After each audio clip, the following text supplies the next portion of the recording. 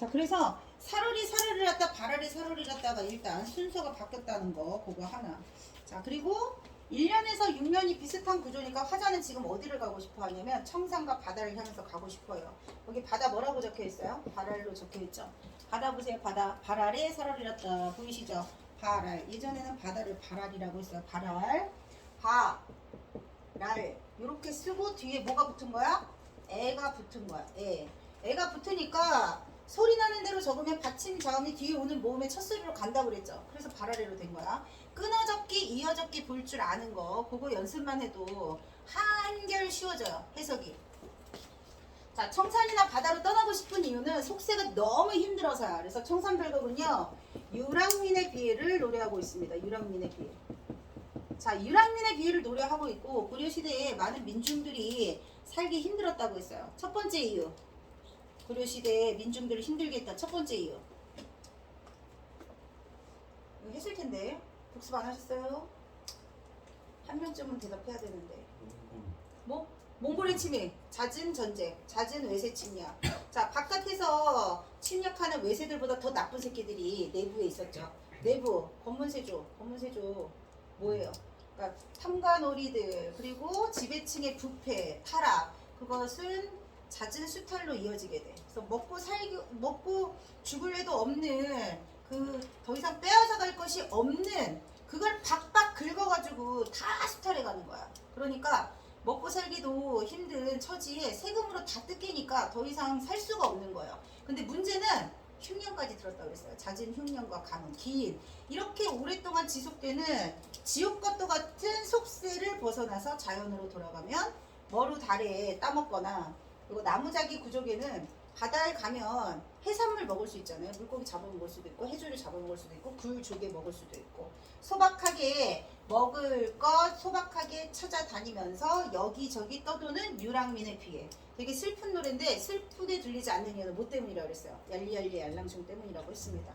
그래서 전반적인 내용은 이렇고 중간중간 2년, 3년 사연에서 각각 출제 요소들, 청산별곡이 모든 교과서에 수록되어 있는 작품 중에 하나예요. 특히 남고책이 많이 나와 있다. 그리고 청산별곡이 올해 시험에, 내신 시험에 근처 가는 학교들에서 많이 안 다뤘어. 그러니까 내년에 니네가 치르는 시험에 청산별곡이 많이 나올 삘인 겁니다. 올해 많이 안 나왔기 때문에. 그래서 청산별곡 중요하고, 제막매가하고 청산별곡은 기본 신라 현가하고 고려가의 가장 대표작이라고 할 수 있습니다. 두 작품을 같이 비교대조하면 청산별곡 일단 절과 연으로 다 나눠져 있어요. 근데 현가 같은 경우는 절과 연이 없었어요. 그리고 불교적 색채가 강했던 누이를 추모하는 노래하고 삶이 팍팍하고 힘들어서 어디로든 떠나고 싶은 사람들의 심정하고 조금 다르다는 거. 자, 내용 볼게요. 책에서 1년 보세요. 1년. 자, 사월이 났다. 표시에 332조 3음보 음수율이라고 했어요. 자, 332조 표시해 볼까요? 사월이 났다. 거기까지가 3음보야. 332조 표시하라고요. 사월이 여기 어디야? 사월이 났다. 거기까지 뭐라고? 3음보. 그 다음 청산에 사월이 났다. 글자 수 332조. 자, 그리고 사월이 동그라미 치세요. 사월이 났다 동그라미 치세요. 청산에 세모 치세요. 사월이 났다 동그라미 치세요. 사월이 몇 번 나왔어요? 사는구나. 중간에 청산에 다른 거 한번 나오는 거. 이게 뭐라고 그랬죠? A, B, A 구조라고 했습니다. 여기 똑같은 거 2번 나오고 다른 거 나오고 다시 똑같은 거, 똑같은 거 3번 나오는 거 사이에 다른 거 들어가는 거 책에다 적으세요. 1번 형님 온다 분고개로 형님 온다. A, B, A 옆에 적으세요. 형님 온다 적으시라고요. 책에 빨리 안 적니? A, B, A 아이씨 정말 색한다고 지금. AABA 옆에 1번 받아쓰기 못해? 어디다 썼어? 사월이 어디? 형님 온다 어딨어? 아, 그걸 언제 알아봐 글씨. 형님 온다 분고개로 형님 온다. 그 다음 2번 가실이 있고 버리고 가실이 있고. 이렇게 하는 게 AABA야. 다른 민요에도 이렇게 AABA 나오면 전통적 유효격 반복되고 있구나, 이런 거 찾으시라고. 자, 머리 다래 같은 소박한 음식을 먹어도 좋으니 청산으로 가고 싶다 이런 뜻이야. 청산으로 가고 싶은 이유는 뭐 때문이라 그랬어요? 속세가 너무 힘들어서. 화자가 동경하는 곳 어디예요? 청산. 청산 동그라미.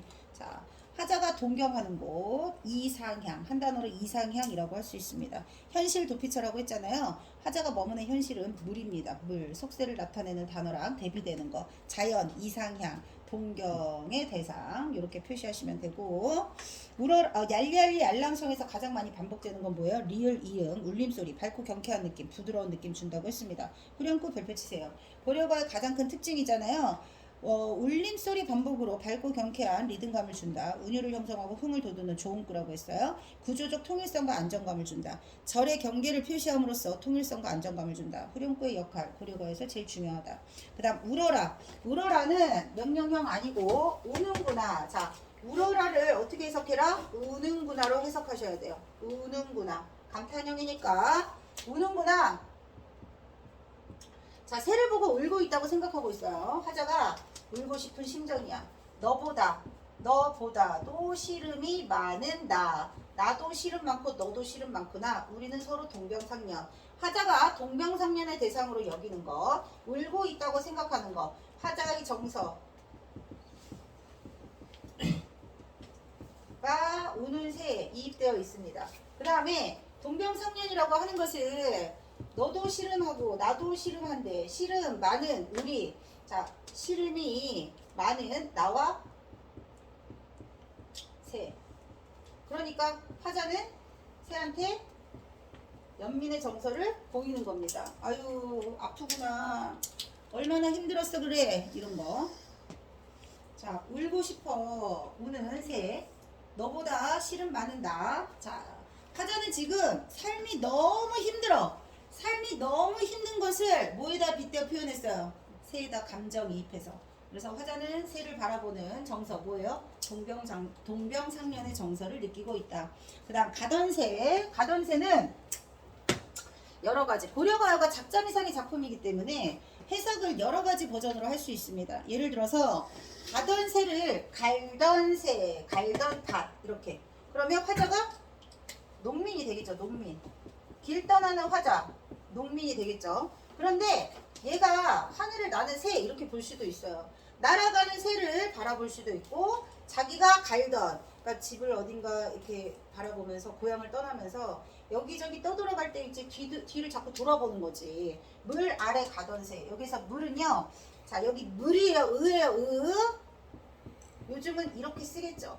자, 여기서 말하는 물이 뭐야? 인간 세상, 속세를 말합니다. 그 물 아래 가던 새를 자꾸 바라보는 거야. 밭이 됐든 새를 봤던 떠나는 길에 유랑하는 처지에서 자기가 머물던 속세를 자꾸 뒤돌아본다는 거.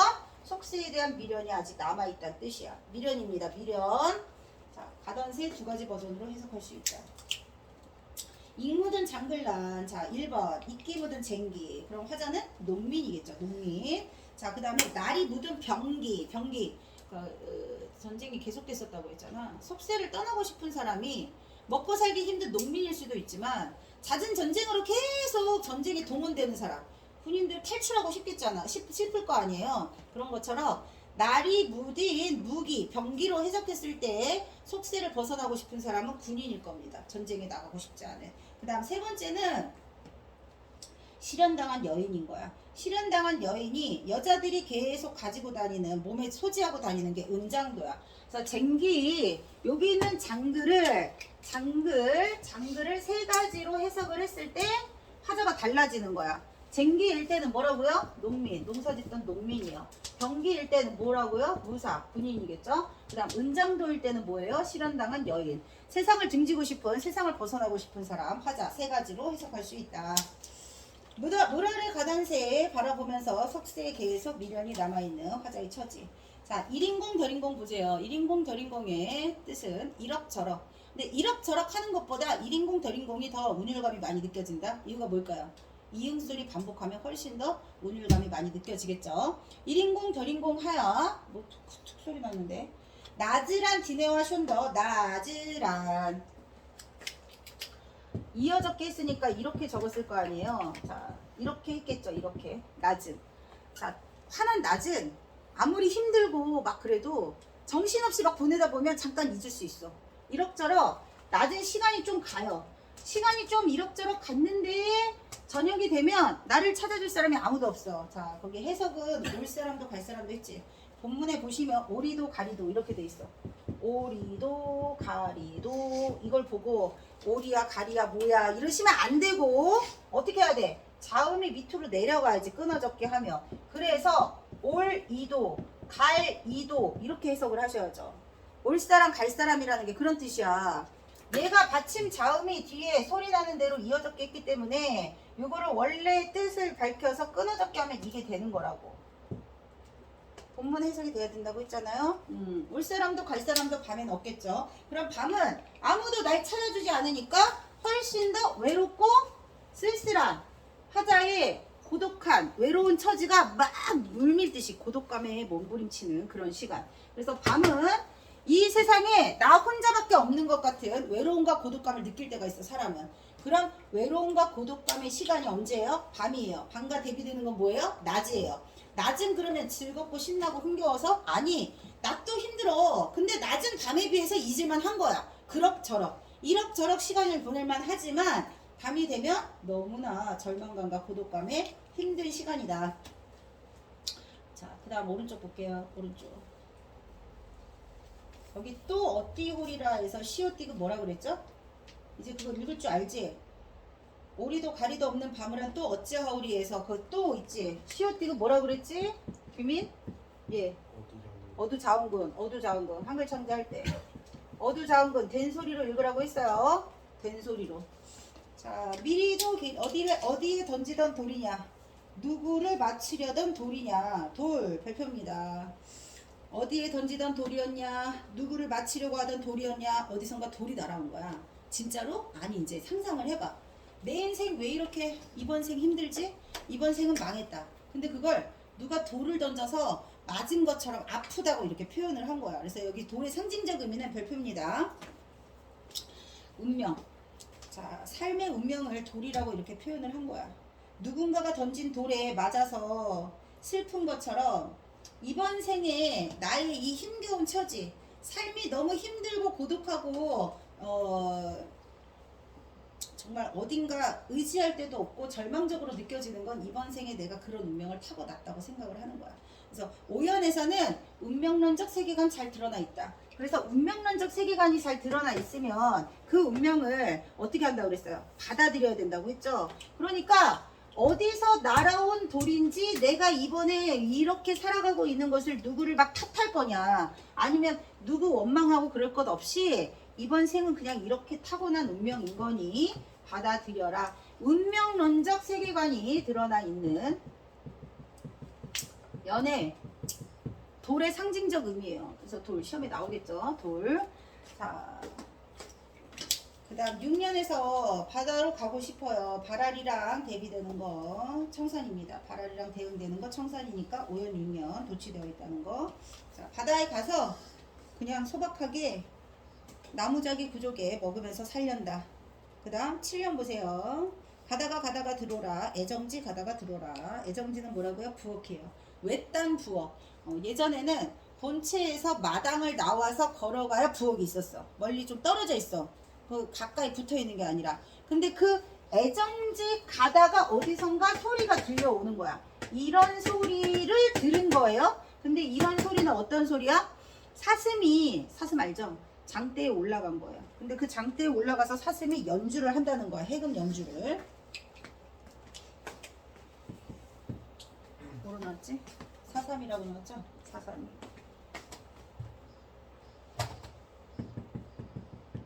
아리아가 두 번째 음절일 때 뭘로 바뀐다 그랬어? 대체로 으로 바뀐다 그랬지? 자, 얘는 연철표기예요. 이어적기. 그럼 끊어적기 해보세요.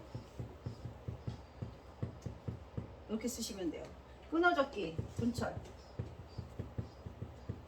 자, 사슴이 장대에 올라가가지고 해금을 연주한다는 거야. 말도 안 되는 상황이죠. 있을 수도 없는 기적 같은 일이 일어났으면 좋겠다라는 이상한 상상을 하는 거야. 어디 가다가? 부엌에 가다가, 애정지 가다가 이런 상상도 해보고, 또는 바깥에 사람들이 모여가지고 막 무슨 공연을 하는 거예요. 사슴 가면을 쓴 광대가 높은 장대 위에 올라가서 해금을 켜는 그런 어떤 이제 행위를 하는 거죠. 요걸 직접 재현한 거일 수도 있고 이거를 상상하는 거일 수도 있는데 1번이든 2번이든 화자의 심정은 절박함이에요. 절박함. 아, 내 인생 진짜 너무 힘들어. 그래서 저런 말도 안 되는 상상이라도 일어났으면 하는 그런 바람. 아, 내일 시험인데 오늘 전쟁 안 나나? 진짜 오늘 전쟁 나서 내일 시험 안 봤으면 좋겠다. 막 이런 말도 안 되는 상상을 하는 거란 말이야. 진짜 지진 나서 수능이 일주일 밀려졌잖아요. 수능 전날 지진이 났을 때 누군가는 환호했어. 아, 일주일 미뤄졌구나. 근데 대부분은 싫어했어. 일주일 또 그 막 시험 치르기 빨리 내일 와가지고 후딱 끝내고 싶은데 일주일을 또 보내야 되는 거잖아. 이런 식으로 사람마다 다를 거야. 자신이 처한 절박한 인생에 대해서, 절박한 상황에 대해서 기적적인 일이 일어나기를 바라는 그런 마음이 있을 수도 있다. 근데 봐봐, 밖에 사는 사람들이 흥겹게 막 광대에 노름에 취해 있어요. 높은 줄타기 하는 광대를 보면서 사람들은 막 열광하면서 기뻐할 거 아니야. 근데 그런 사람들과 나의 처지는 지금 어때? 반대되잖아. 대비되는 처지에 있는 자신의 힘겹고 슬픈 생각이 더욱더 고조될 수밖에 없다. 둘 다 인생의 비애, 화자의 외로움과 쓸쓸함, 고독감, 절박함 이런 것들이 모두 다 강하기 때문에 이런 표현이 나왔다고 보시면 돼요. 그리고 이제 마지막, 너무 힘들어. 인생이 너무 나를 힘들게 하니까 이제 나에게 필요한 건 뭐? 술 한 잔 먹고 있고 싶다. 배부른 독에, 배부른 항아리에, 배가 불룩하게 나온 항아리, 술독이에요, 술독. 자, 술독에서 독한 술이 지금 익고 있습니다. 설진 강수는 독한 술이란 뜻이에요. 자, 조롱고 누룩이 매화. 자, 술 만들 때 조롱고 누룩 얘가 발효가 돼서 술 향기가 어디선가 폴폴 나는 거야. 그래서 잡사와니는 내 발걸음을 잡는다. 내가 이제 지나가던 나의 발걸음을 잡고 있는 그 냄새가 딱 나는 순간 내 어찌알이 있고, 줄 치세요. 어찌알이 있고, 공무도화가에서부터 나왔던 거예요. 가시님을 어이할고, 이내 몸은 네와 함께 돌아갈 거, 어이할 거, 어찌알이 있고, 모두 다 체념적 태도입니다. 뭐 이렇게 힘들지만 술 한 잔 먹고 있는 수밖에. 자, 술을 해석할 때 두 가지 의미가 있어요. 자, 술이라고 하는 것은 힘들 때 나의 근심과 걱정을 해소해주는 수단이 되기도 합니다. 그래서 대부분 고전문학에서 작가들이 뭔가 너무 즐거워서 술을 한 잔 마실 때도 있고요. 너무 힘드니까 술 한 잔 먹고 에이 잊자 하고 먹을 때도 있어요. 근데 시름을 해소하겠지만 사실은 완전히 해소될 수는 없어요. 일시적으로 시름을 해소해주는 수단이다. 술의 의미 첫 번째 시름 해소 수단, 두 번째는요 풍류의 수단으로 나올 때가 있습니다. 강호가도 노래할 때 자연 속에서 풍류를 즐길 때 풍류를 더욱더 고조시키는 의미로서 술이 나올 때도 있습니다. 풍류의 수단이 될 수도 있다. 시름 해소의 수단이 될 수도 있다. 청산별곡에서는 시름 해소의 수단이다. 자, 바로 확인 문제 보세요. 13쪽 바로 확인. 자, 이 시를 감상한 내용으로 적절하지 않은 것은 1번 자연물의 화자의 감정을 이입했다. 어디 있어요? 새, 감정이입, 줄쳐, 새 나온다는 뜻이에요. 그 다음 연마다 후렴구 동그라미, 안정감 동그라미, 구조적 안정감 또는 통일성도 준다고 했습니다. 통일성. 각각의 연이 인과관계가 없습니다. 각각의 연은 인과관계 없이 나열되어 있기 때문에 각각 따로따로 놀 수 있는 연을 하나로 통일시켜주는 게 후렴구의 역할이다. 그 다음 부정적 현실에 처한 화자가, 부정적 현실은 삶이 나를 힘들게 하고 있어요. 그런데 극복의지, 이게 틀린 겁니다. 극복의지 없이 너무 힘들어서 이 세상 떠나고 싶다. 그래서 주제는 뭐라고요? 유랑민의 비애. 유랑민의 비애. 3번 틀렸다. 자, 그 다음 14쪽 시조. 엄청 중요하다고 했습니다. 시조 제일 중요해요. 자, 시조를 길게 늘려서 쓰면 가사라고 했어요. 고려 중엽 동그라미 치세요. 우리가 배우고 있는 시조의 완성된 형식은 고려 말엽쯤에 나왔다고 볼 수 있습니다. 시작은 고려 중엽쯤으로 볼 수 있고요. 시조의 형식적 기원을 찾아볼 수 있는 게 뭐였죠? 시조의 형식의 기원을 찾아볼 수 있는 작품 뭐였죠? 정읍사. 저거 빨리. 정읍사에서 후렴구 제외하면 시조의 기원, 시조의 형식을 찾아볼 수 있었다. 정읍사의 후렴구가 뭐였어요? 어기야 어강들이, 아으 다롱들이, 어기야 어강들이, 아으 다롱들이 빼면 시조의 3장 형식과 유사하다. 3장 6구 형식이 드러나는 정읍사. 자, 그리고 고려 말기의 형태가 완성됐고요. 우리 고유의 뭐예요? 정형시. 정형시. 아, 정형시의 뜻이 뭐예요? 형식이 정해져 있다. 정형시의 형식은 3.69 45자 내외 줄쳐. 3.69 45자 내외 평시조. 평시조. 특징 보이시죠? 3.69 45자 내외 평시조.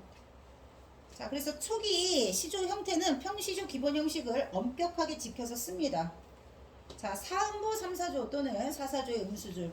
3사 또는 4사조는 세 글자, 네 글자, 세 글자, 네 글자. 근데 여기 보시면 네 글자, 네 글자 이렇게 나올 때도 있어요. 어쨌거나 45자를 크게 벗어나지 않습니다. 전체 12음보 글자 수를 총 세면 45자 내외가 왔다 갔다 한다고 보시면 돼요. 자, 외형률 옆에 적어.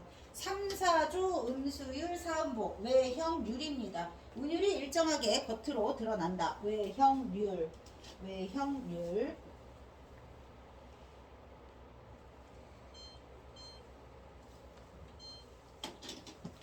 자, 종장 첫 음보는 세 글자입니다. 세 글자 3음절. 3음절.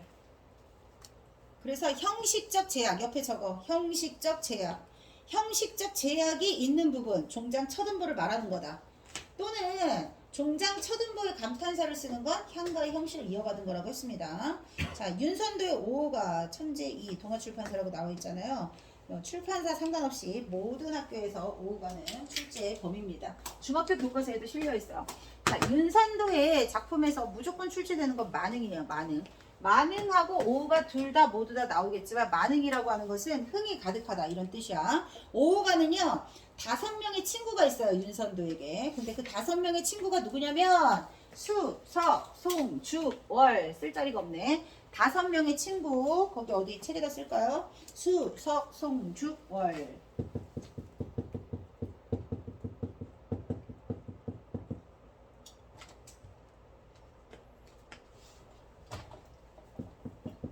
얘네들이 내 친구인 거야. 자연물의 속성을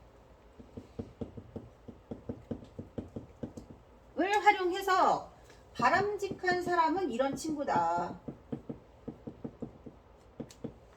예를 들면 물. 자, 수는 물이에요. 물. 물은 깨끗함이야. 청렴함.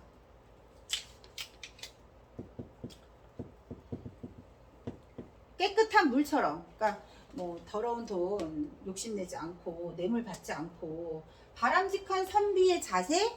그리고 이제 이런 친구를 사귀고 싶다고 했지만 사실은 나도 이런 친구가 되겠다, 이런 사람이 되고 싶다라는 것을 교훈으로 전달하는 그런 시조라고 보면 돼요. 물의 속성 깨끗하다. 바위의 속성이 뭐게요? 굳건함, 강건함. 자, 바위는 영원 불변. 자, 청렴하거나 소나무처럼 꿋꿋하게 영원 불변하는 자연물의 속성이에요. 자, 청렴하고 항상 늘 한결같이. 그 다음에 대나무 소나무처럼 한결같이 자신이 옳다고 믿는 것을 꿋꿋하게 밀고 나가는 거. 선비된 자의 도리에서 가장 중요하게 생각하는 것 중에 하나가 지조절개입니다. 영원 불변은 뭐 신의 믿음 이런 것과 관련이 있다고 볼 수 있어요. 의리 지키는 거. 그 다음 그 중에 마지막 친구 달이 여기 나와 있는 거예요. 총 6수로 되어 있고요. 연시조는 평시조가 2수 이상 결합되면 연시조라고 하는데 5호가는 총 6수로 되어 있습니다. 6수. 자, 1수에서 친구 소개 5번. 수석 송주월이 있다. 5벗을 소개 하는 첫 번째 부분을 서수라고 합니다.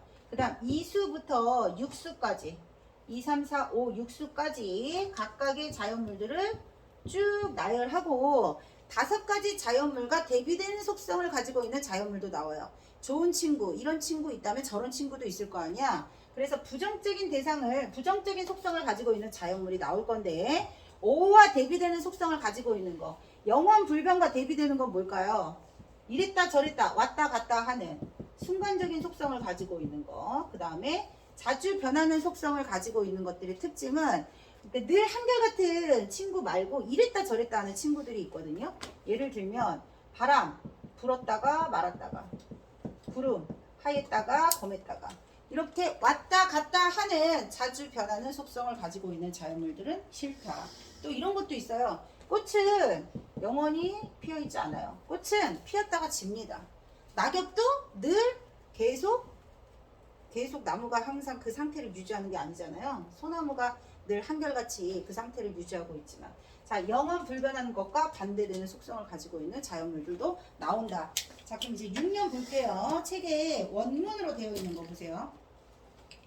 자, 작은 것 동그라미. 작은 것이 소리 나는 대로 적은 거잖아요. 선생님이 적어준 건 현대어 버전 풀이한 거고요. 원문에다 표시하세요. 작은 것 동그라미. 달을 말하는 겁니다. 높이 떠서. 자, 높이가 이어적기야. 끊어적기 하면 어떻게 써야 될까요?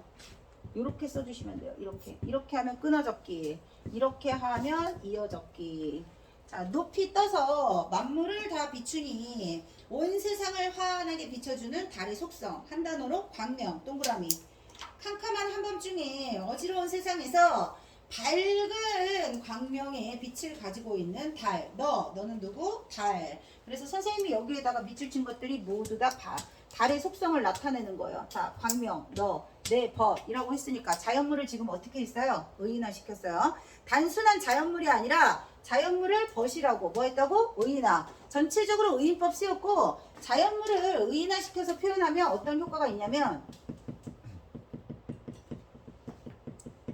단순한 자연물이 아니라 친구처럼 사람처럼 느껴지는 의인법, 친근감, 거리감을 좁혀주는 그런 효과가 있습니다. 그래서 높이 떠서 광명이 너만하니 또 있느냐? 없다. 서리법입니다. 너만한 광명은 이 세상에 없어요. 자, 종장, 보고도 말 아니하니 출처. 보고도 말 아니하는 달의 속성. 자, 아는 건 많지만 여기저기 떠벌리지 않고 과묵한, 아는 것 많지만 과묵하고 이 세상을 밝게 비춰주는 밝은 존재. 그런 사람이 되었으면 좋겠다. 그런 사람이 내 벗이면 참 좋겠다. 이런 내용이에요. 자, 그 다음 내용 보세요. 고려 후기. 자, 고려 후기가 조선으로 가는 그 고려 후기에서 여기 쓰다 말았다. 1년 6년.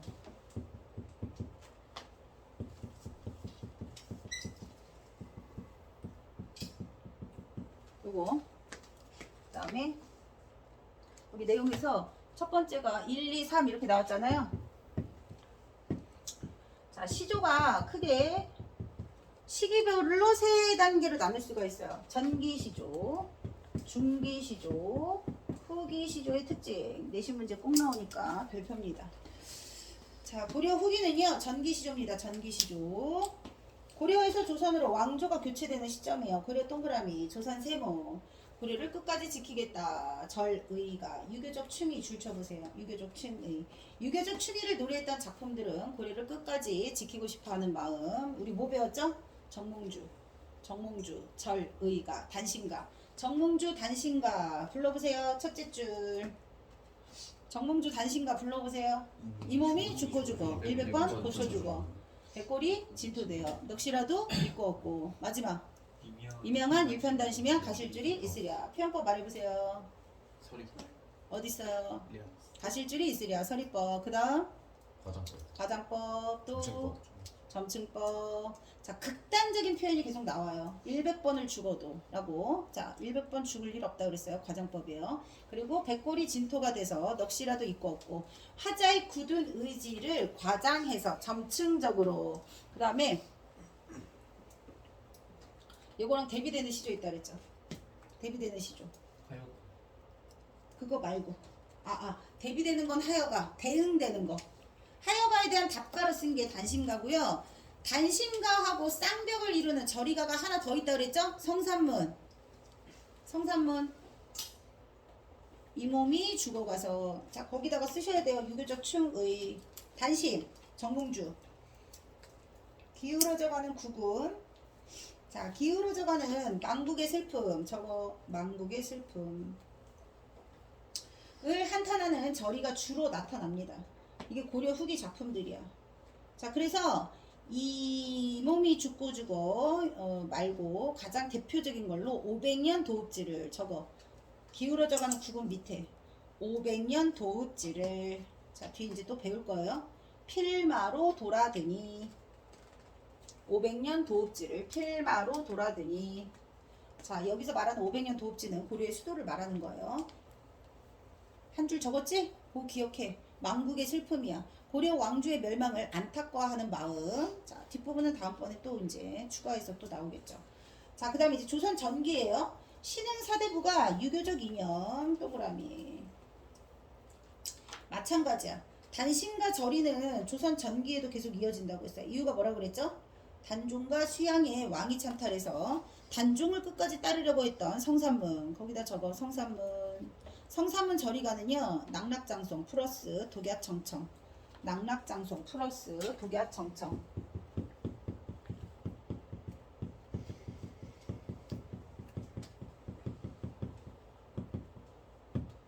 단종을 위해서라면 저 길게 가지를 늘어뜨린 소나무처럼 끝까지 변치 않는 충성을 다할 것이다. 성산문의 절이를 나타내는 대표적인 작품 정몽주의 절이가 단신과하고 같이 세트로 나온다고 보시면 돼요. 그 다음에 검소한 생활을 강조하고 자연을 예찬. 자, 검소한 생활은 안빈낙도겠죠. 자연 예찬 줄치세요. 자연 예찬 위에다 적으세요. 강호가도. 강호가도. 자연을 예찬하고 자연에서 머무니 즐겁지 아니하는가. 강호가도 나오면 주제 1번 뭐라 그랬죠? 안빈낙도 적으세요. 안빈낙도. 안분지도. 무라일체.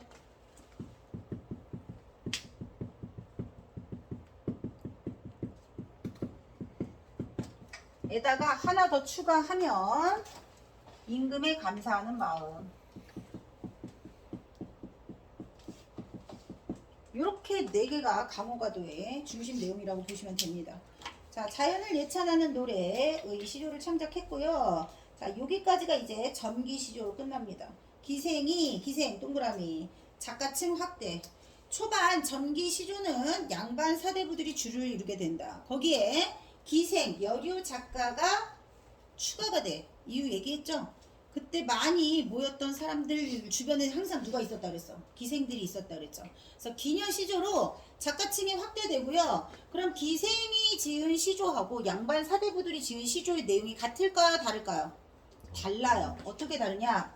전기 시조 양반 사대부들은 주로 지금 얘기한 대로 유교적 충의와 같은 관념적이고 이상적인 내용을 주로 많이 읊는 게 사대부들이야. 근데 기녀들은 진솔한 감정, 사랑 노래가 많아요. 사랑 노래. 그래서 기녀 시조 가장 대표적인 3인방 누구라고 그랬어요? 홍랑, 개랑, 황진이. 홍랑, 개랑, 황진이 플러스 황진이와 세트 서경더. 이렇게 4사람이 기본이다. 그 다음 이제 조선 후기로 넘어가면 임진왜란 병자호란 이후에 사대부들의 우국충절. 동그라미 치세요. 우국충절. 나라 걱정에는 항상 임금에 대한 걱정하는 마음도 들어갈 겁니다. 그래서 우국충절하고 플러스 연군지정. 연군지정이 뭐라 그랬어요? 임금을 걱정하는 마음, 그리워하는 마음. 항상 세트로 들어갑니다. 평민층. 동그라미 치세요. 새로운 시조 향유층으로 평민이 등장을 하게 된다. 기녀시조는요. 내용이 추가되는 거야. 내용이 확대되는 거고 형식은 바뀌지 않아. 형식은 바뀌지 않는다. 근데 사살시조로 가면서 형식이 바뀌게 됩니다. 사살시조는요. 사살시조 왼쪽에 적으세요. 평시조 플러스 중장 2구 이상.